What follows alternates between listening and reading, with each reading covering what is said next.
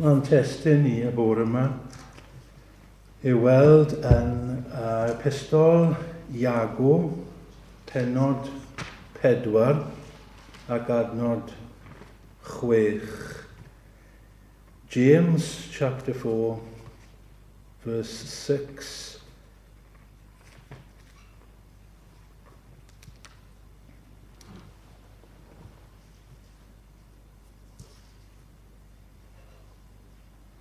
A gras mwy y mae ef yn ei roi, oherwydd y mae'r ysgrythyr yn dweud, y mae Duw'n gwrthwynebu'r beilchion, ond i'r gostyngedig y mae'n rhoi gras.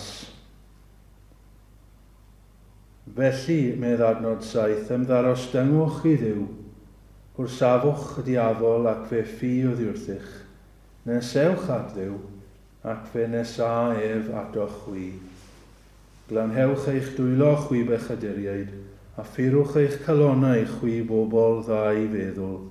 Tristewch a galarwch a gwylwch, bydded i'ch chwerthin droi'n alar, a'ch llawenydd yn bryddder. Ymostangwch o flaen yr arglwydd, a bydd ef yn eich derchafu. Chwi, yn arbennig yr ail ran o 6 adnod, lle mae Iago yn dweud y mae Duw yn gwrthwynebu'r beilchion, ond i'r gostyngedig y mae'n rhoi gras. Mae'n debyg iawn yn y William Morgan, mae Duw yn gwrthwynebu'r beilchion, eithir yn rhoi gras i'r gostyngedig. Mae Iago fan hyn yn dyfynnu o'r Hen Testament. Mae yn dyfynnu o lyfr y Diarhebion. Diarhebion 3 ac adnod 34. Proverbs 3:34. Fe ddarllenau hwnna i chi. Iddo ddirmygu'r dirmygwyr, eto fe rydd ffafor i'r gostyngedig. Dydy e ddim gwmws yr un peth, ond mae'n amlwg yn dyfynnu o'r adnod yna. Ac yn ddiddorol iawn hefyd, mae Pedr yn ei epistol cyntaf hefyd yn dyfynnu yr un am adnod. Mae'n amlwg felly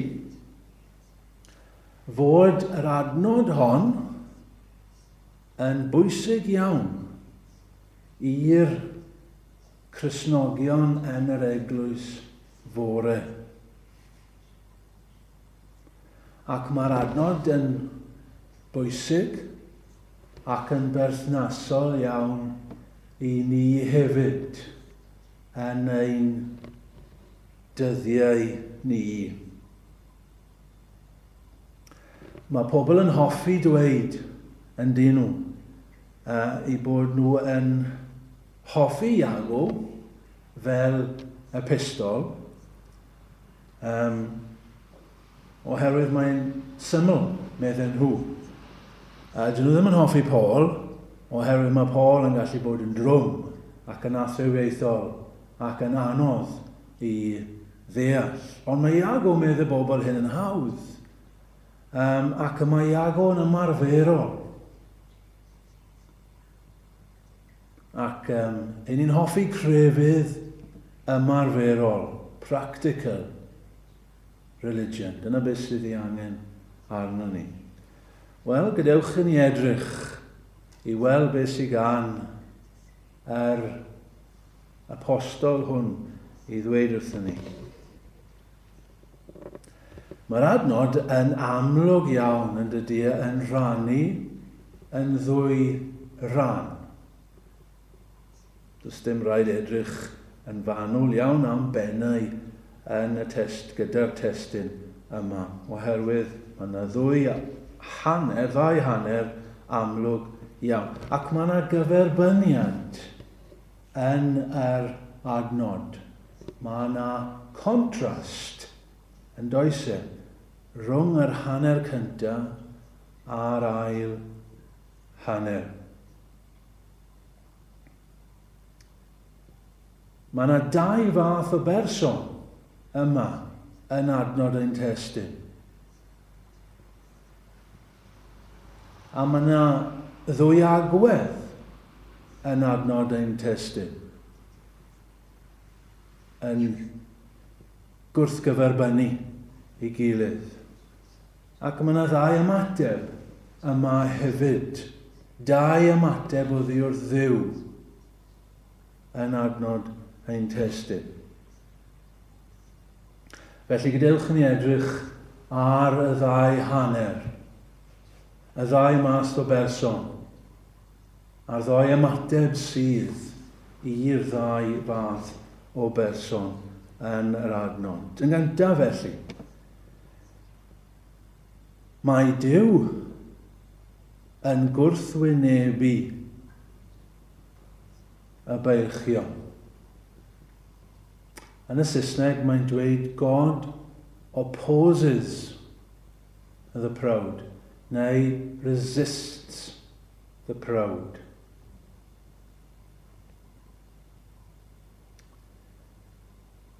Yn syth, mae hyn yn codi broblem. Wel, problem i rai pobl, o leia. Y syniad hyn fod Duw yn gwrthwynebu pobl, fod yn erbyn pobl. Mae'r gair yn y Groeg, y gair gwreiddiol am gwrthwynebu gyda ni yn air cryf iawn. Meddai un geiriadur yn Saesneg, to range in battle against. Dyna beth yw'r ystyr fan hyn. I frwydro yn erbyn. I godi mewn brwydr yn erbyn. Dyma'r darlun. Meddyliwch am y darlun gyda fi yn awr. Duw yn dod fel petai mewn brwydr yn eich erbyn. Meddyliwch am y ffilmiau. Chi wedi gweld y ffilmiau yn di chi, lle mae gyda chi byddin yn ymgasglu ar ochr mynydd. Ac maen nhw'n aros i'r fyddin sydd yn ei herbyn nhw i ddod. A maen nhw'n aros ac yn aros.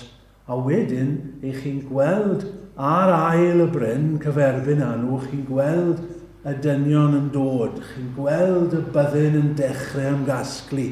Ac wedyn mae'r ffilm, yr camera yn edrych ar y byddin sydd yn disgwyl amdanyn nhw. A chi'n gweld yr ofon sydd yn dechrau dod dros wynebau y bobl sydd yn aros ac yn gweld maint y byddin yma sydd yn ei herbyn nhw.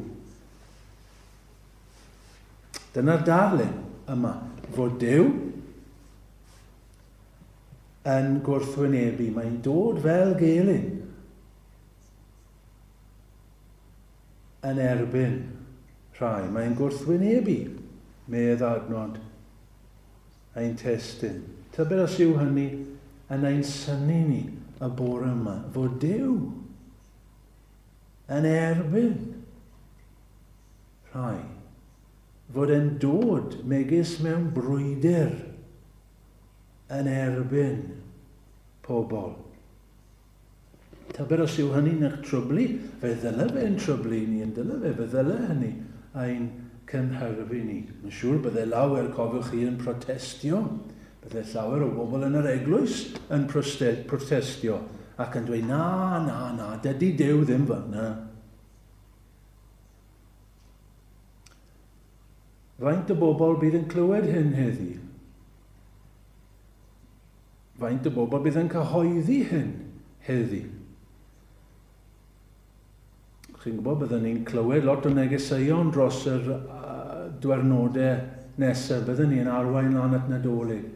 O faint o bobl bydd yn cyflwyno hyn fel gwirionedd fel y neges i bobl bod Duw yn gwrthwynebu y beilchion, bod e'n codi yn ei herbyn nhw. Dyma ble ni'n mynd o'i le, dyma un lle i ni'n mynd o'i le yn tyfu yn yr eglwys y dyddiau yma. Reit ar y dechrau i ni'n mynd o'i le yn y Duw i ni'n cyflwyno i bobl.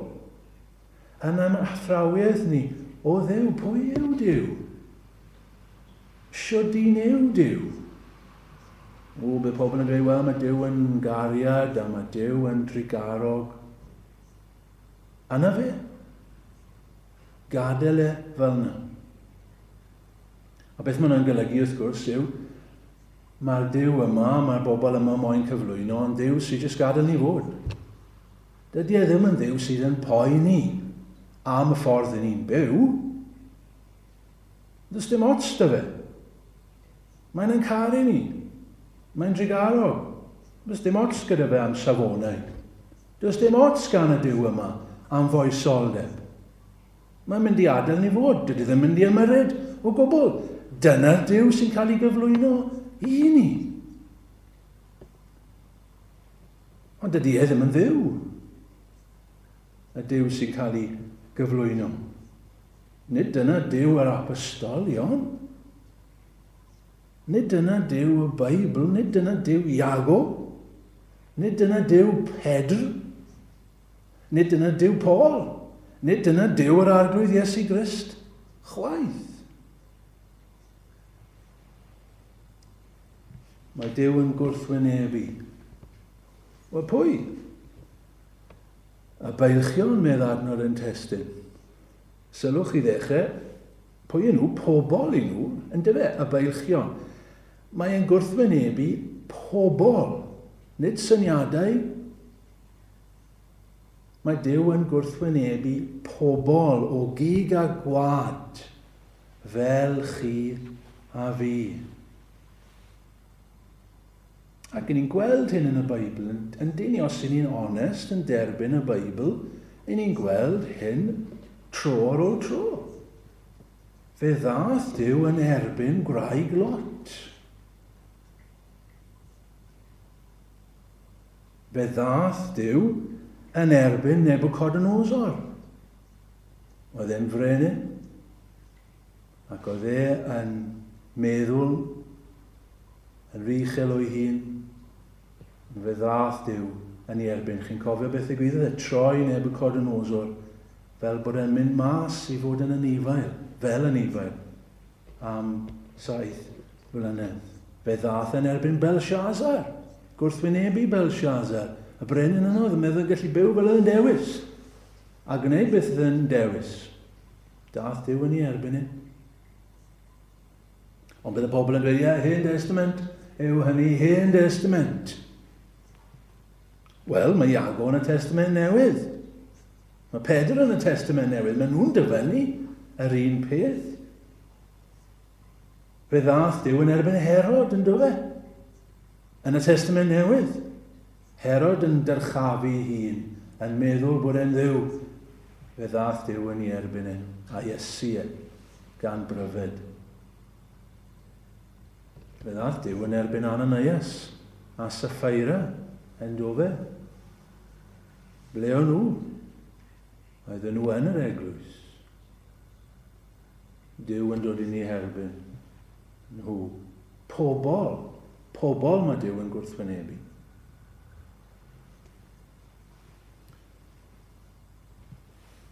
Mae hefyd, wrth gwrs, yn erbyn cenhedloedd. Nations, gwledydd y byd. Eto, ni'n gweld hyn yn y Beibl. Duw yn gwrthwynebu pobloedd. Wel, dyna beth yw cenedl yn y fe.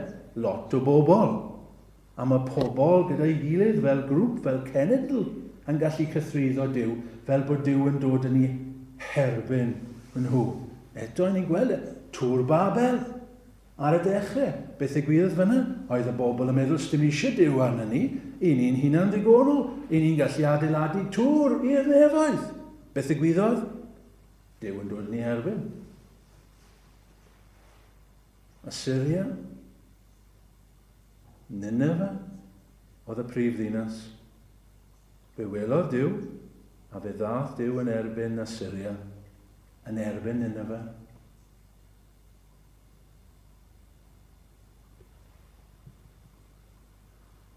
Sodom a Gomorra, Dyw yn dod yn erbyn, yn gwrthwynebu rheini. Mae Dyw yn oddefgar. Aethon ni'n pregethu ar hynny rai wythnosau nôl, ond ni ydy, mae Dyw yn oddefgar. Diolch am hynny. Mae Dyw yn oddefgar, ond mae rhaid ni cadw'r cydbwysedd. Mae'n goddef llawer, ond mae e'n dod i pwynt lle mae e'n gwrthwynebu. Hefyd,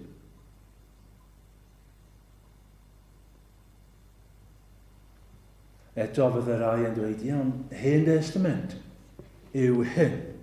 Fel petai Dyw yn newid.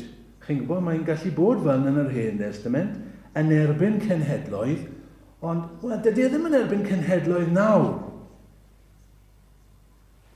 Wel, pobl sydd yn dweud hynny, mae'n rhaid i ni pam bys y Dyw yn erbyn cenhedloedd yn yr Hen Testament, mae Assyria yn enyn i ddigau, mae Nineve yn enyn i ddigau, mae Sodom a Gomorra yn enyn i ddigau, ond dyw Prydain fawr ddim.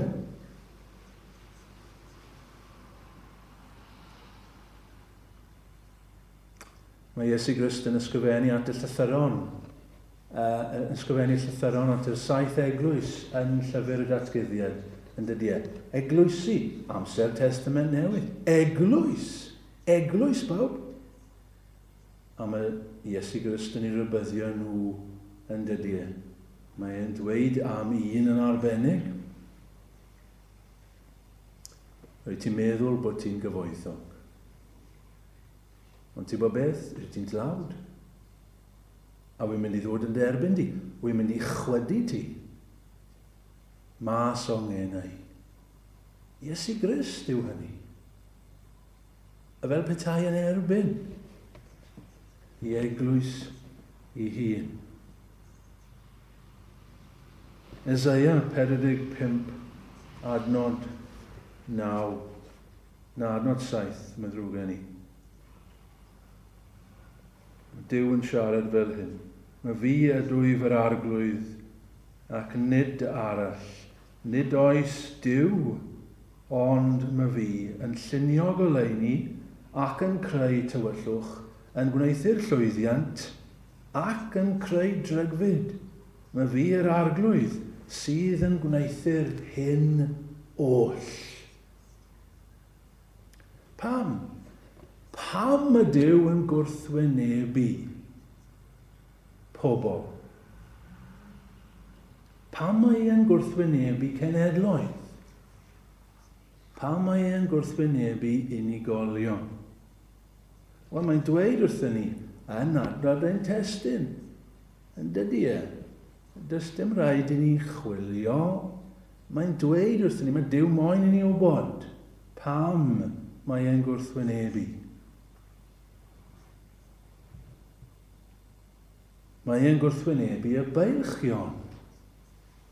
Mae'n gwrthwynebu pobl bach. He resists the proud. Y cwestiwn yn codi, wel pwy yw'r beilchion? Mae'n rhaid ni feddwl am hyn, pwy yw'r beilchion? Ond meddwl ni'n gallu cael syniad yn ein pen ni am pwy yw pobl bach. Ond mae'n rhaid ni ofyn beth mae'r Beibl yn dysgu yw pobl bach. Chyba mae yna bechodau i chi gallu cwympo iddyn nhw, a dych chi ddim yn gwybod bod chi wedi cwympo iddyn nhw. Mae bod yn falch yn un ohonyn nhw. Dydy pobl ddim yn sylwi bod nhw yn fach. Pwy yw'r beilchion? Yr rai sydd â golwg rhy uchel ohonyn nhw I hun. Yr rhai sydd yn meddwl yn well amdanyn nhw I hun ag y dylen nhw. Yr rhai sydd â dim anghenion. Dim angen arnyn nhw. Dim angen Dyw arnyn nhw. Dim angen I air e. arnyn nhw. Dyna'r beichion yn ôl y Beibl. Maen nhw'n gallu ymdopi heb Dduw. Dyna oedd yn wir am Babel, o'n i'n sôn amdano fe rhai munudau yn ôl, yn dyfe. Doedd dim angen Duw arno ni. Be sydd eisiau Duw arno ni? I ni gallu cynllunio'n bywyd heb Dduw. Newn ni ffwrdd ag e. Does dim angen ei cyfreithiau arno ni. Rwy'n peth yn Sodom. Does dim angen cyfreithiau Duw arno ni. I ni'n gallu byw fel i ni'n dewis. Mae Duw yn dweud, na, newch hyn, peidiwch a gwneud hyn, ond i ni'n dweud, na, does dim angen arno ni. Balch. Gwraig Lot. Oedd hi'n balch. Oedd dim eisiau gael Duw arni. Oedd Duw yn dweud, gadewch y lle, peidiwch edrych yn ôl, eisiau chi adael.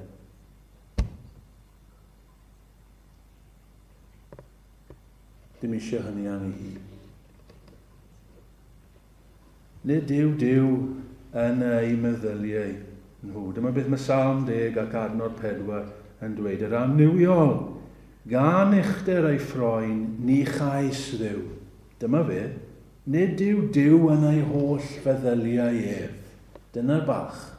Nid Duw yn ei feddyliau. Dydy Duw ddim yn dod mewn i'w feddyliau ef. Mae'n gallu wneud yn iawn heb Dduw.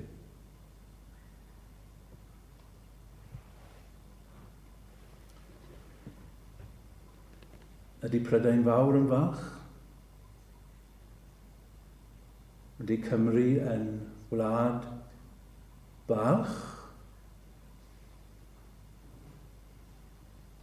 Oes golwg rhy uchel gyda ni o ni'n hunain. Glywsoch chi geiriau yr ysgrifennydd addysg dros y dyddiau diwetha, Gavin Williamson, ond fe yw enw'r gweinidog yn y gweinidog addysg. Pan gyhoeddwyd fod Prydain yn mynd i ddechrau y cynllun yma i frechu ym Mhrydain, wlad gyntaf i wneud hynny. Be wedodd e? Wedodd e, wel, wrth gwrs, yn ni'n well na gwledydd eraill. A be wedodd e? A beth sy'n drist, ni'n credu o ddim credu hynny? Ein ni'n Prydain Fawr, ein ni'n well na phobl eraill. Chi'n teimlo a dweud wrtho fe, ffŵl. Y person dall sydd wyt ti. Edrych ar ein gwlad ni. Edrych ar ein gwlad ni. Edrych ar yr ystadegau am Brydain. Edrych ar faint o llofruddion sydd. Edrych ar faint o hunan lofruddion sydd. Edrych ar faint o dlodi sydd. Edrych ar faint o food banks sydd yn ein gwlad ni. Edrych ar faint o ferched sy'n cael ei treisio. Ac yn y blaen, ac yn y blaen. Ac i ti'n dweud wrthyn ni, ein bod ni'n well na gwledydd eraill. Faint o wleidyddion sydd wedi sôn am Dduw yn ystod y pandemig yma? Bydde ddim yn dod mewn i'w dychymyg nhw i feddwl am y peth. Be mae Duw i wneud o fe? Faint sydd wedi galw arno ni weddio fel bys nhw wedi wneud canrif neu mwy yn ôl. Ond chyba mae wath yna. Mae yna wath yna, ffrindiau, yn yr eglwys y dyddiau yma. Hyn sydd yn siom ac yn syfrdanol i fi. Mae'n o sôn am Dduw sydd wedi bod yn yr eglwys. Mae jyst dweud yn sôn o'n help yn dydi. Ond chi gytuno? Faint o sôn gan arweinwyr yr eglwys sydd wedi bod yn ystod y pandemig ynglyn â Duw, ynglyn â ble mae Duw yn hyn i gyd. Beth mae Duw yn dweud wrthyn ni?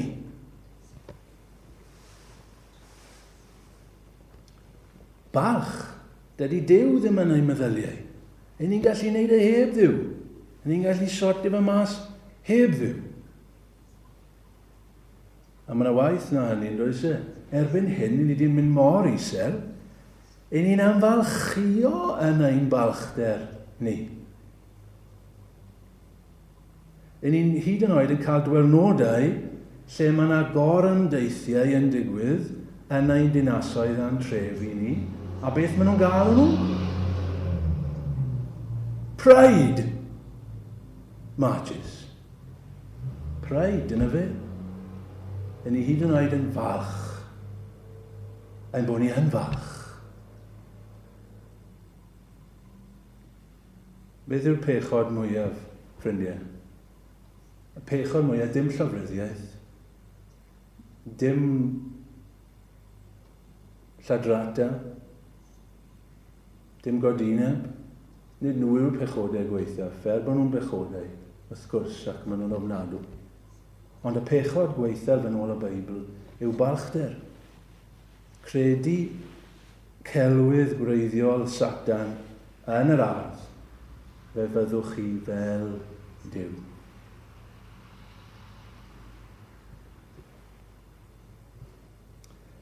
Beth yw'n problem fwyaf ni yn Nghymru ac ym Mhrydain?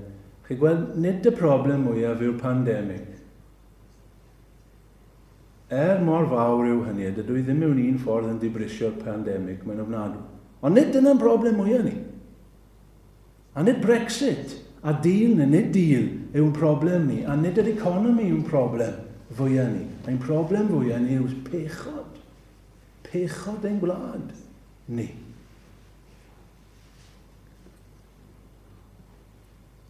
Ydyn ni'n falch? Ydw i'n falch? Dyma'r cwestiwn i ni yn dyfe. Ydw i'n falch? Ydy'r pethau wedi trio disgrifio yn wir amdana i?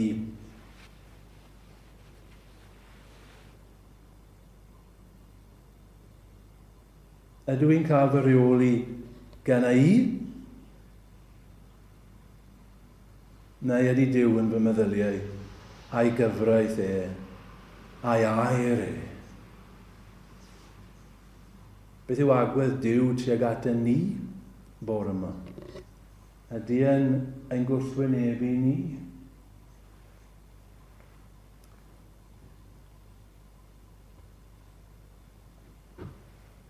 Gadewch ni symud ymlaen yn gloi at yr ail hanner sydd yn yr adnod.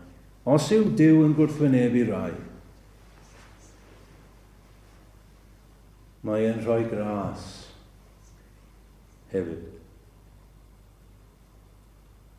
A dyma doi opsiwn sydd yn y fe, ni'n deall hynny. Does ddim trydydd opsiwn. Does ddim trydydd person. Naill ai mae Duw yn gwrthwynebu chi bore yma, neu mae Duw, diolch iddo fe, yn rhoi gras i chi, ac yn parhau i roi gras i chi. Dim opsiwn arall. A dyma'r ochr hyfryd. Dyma'r newyddion da i ni bore yma. Fi'n gwybod mae wedi bod yn ddiflas. Ond dyma'r pwynt mae rhaid ni glywed hynny. Does dim newyddion da heb clywed y newyddion drwg. Na ble mae cymaint yn mynd o'i le. Maen nhw'n trio cyflwyno newyddion da i bobl, ond does dim newyddion drwg. A maen nhw'n dweud, does ddim newyddion drwg. Wel, os oes dim newyddion drwg, beth yw'r pwynt rhoi newyddion da i bobl? Does dim newyddion da. So mae pobl, byddwn ni'n clywed eto dros Nadolig, jyst yn cyflwyno rhywbeth eitha niwlog.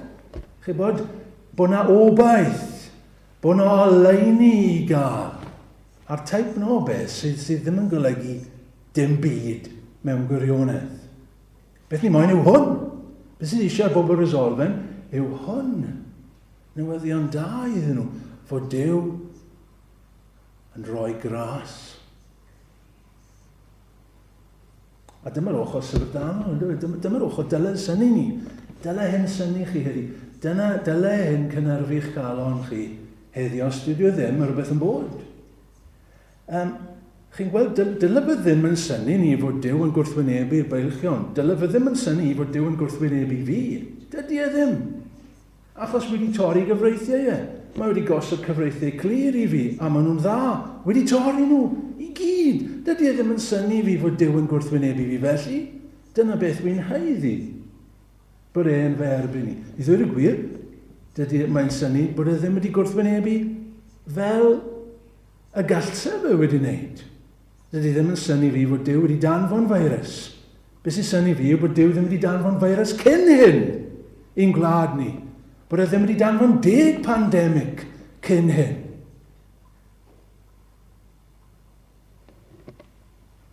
Bod Duw yn gwrthwynebu'r beilchion. Mae'n ddealladwy, mae'n resymol i ni. I ni wedi meddwl yn rhy uchel o'n ni'n hunain. I ni wedi dyrchafu ein hunain. Yr hyn sydd yn ein syni ni yw bod Duw yn rhoi gras. Bod Duw yn achub. Bod Duw yn bolon amddiffyn, bod Duw yn bolon bendithio.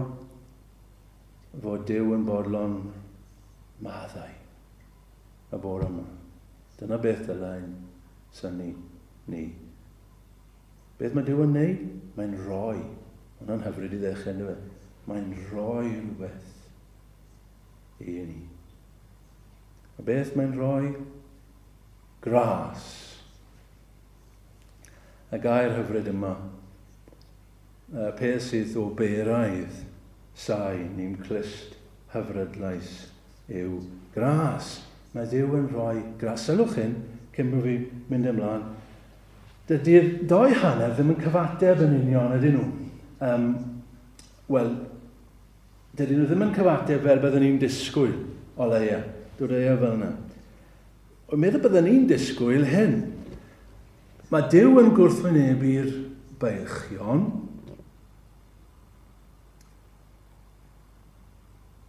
Ond, dydy e ddim yn gwrthwynebu y rai sydd yn ymostwng. Neu mae e gyda'r rhai sydd yn ymostwng. Byddwn ni wedi dod i fel yna. Neu dod i hyd yn oed yn fwy plaen, byddwn ni, petai ni yn dyfeisio'r adnod, wedi dweud rhywbeth fel hyn. Mae Duw yn gwrthwynebu pobl ddrwg, ond mae e gyda'r pobl dda. Rhywbeth fel yna bysyn ni yn rhoi e. Ond nid na beth mae Duw yn dweud. Nid na beth mae gair Duw yn dweud. Mae'n gwrthwynebu'r beilchion, ond mae'n rhoi gras i'r rhai sydd yn ymostwng. Chi'n gweld beth fi'n trio cyrraedd yw hyn. Mae'r rhai sydd yn ymostwng ddim yn haeddu. Ddim yn haeddu ddim byd. Mae'r rhai sydd yn ymostwng yn haeddu fod Duw yn ei gwrthwynebu nhw. Maen nhw'n haeddu bod Duw yn ei cosbi nhw. Hyd yn oed y rai sydd yn ymostwng. Chi'n gweld, dyn ni ddim well na bobl eraill. Does dim teilyngdod gyda'r rhai sydd yn ymostwng. Does dim haeddiant gyda'r rhai sydd yn ymostwng. Beth maen nhw'n cael? Maen nhw'n cael gras. Beth yw hwnna? Ffafor. A beth yw ffafor? Chi ddim yn haeddu e. Nid dweud mae'r adnod i chi'n gweld, mae Duw yn rhoi gras oherwydd maen nhw'n ymostwng. Na, deallwch hynny. Dydy Duw ddim yn rhoi gras i chi oherwydd rydych chi'n ymostwng. Os oedd yn wir, fe fyddwn ni'n haeddu. Ynddo fe? Byddwn ni'n haeddu beth ni'n cael am ein bod ni'n ymostwng. Na. A petai hynny'n wir, byddwn ni'n goffo gofyn y cwestiwn wedyn, ydw i wedi ymostwng digon? Ydw i wedi ymostwng cymaint ar rhywun arall? Wel, nid na'n pwynt. Chi'n ymostwng a gras yw e. Chi ddim yn haeddu e. Chi beth yn haeddu e. A byddwch chi beth yn haeddu e. Chi'n deall hynny? Os ych chi'n Gristion am un dwyrnod, di chi ddim yn haeddu e. gras yw e. Ond os chi wedi bod yn Gristion am 70 blynedd, chi dal ddim yn haeddi e. A mae dal yn ras. Bob dydd o'ch bywyd. Mae'n ras. Mae Duw jyst yn rhoi e i chi allan o'i ffafor ei hun.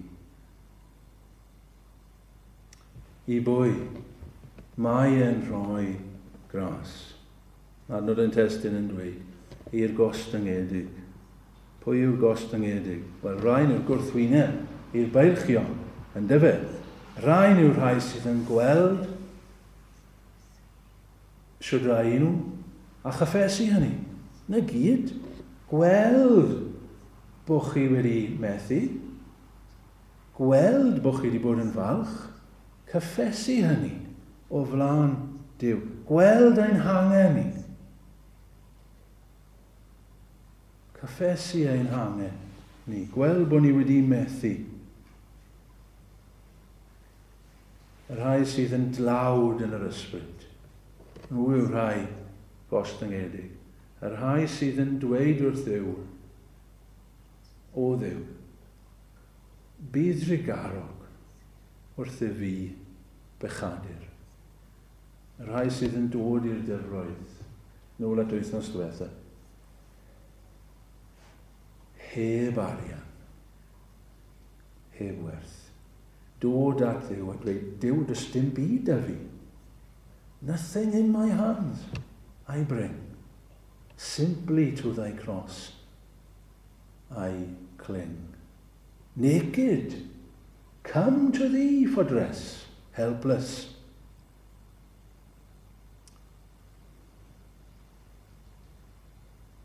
Come for grace.